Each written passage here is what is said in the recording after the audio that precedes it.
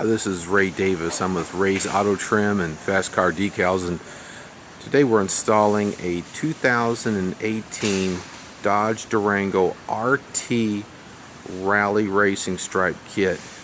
This is my first one with the ported hood, so I just wanted to kind of do a real quick trailer on the hood and get that installed. And I've already seen a couple of things I'm going to have to do to make it right, and I'm going to pass those tips and tricks on to you. But I just wanted to do like a trailer on a 2018 Dodge Durango hood stripe, and rally stripe's going to go over the roof and down the back. This kit is available on our website, and I hope this video will help the install be a lot more easier. Again, this is Ray Davis with Ray's Auto Trim and Fast Car Decals, and putting together an install video for some tips and tricks. This is definitely a challenging stripe, but look forward to passing on any kind of savings that we can in time and effort to make it look right. So stay tuned for the next video, and please subscribe.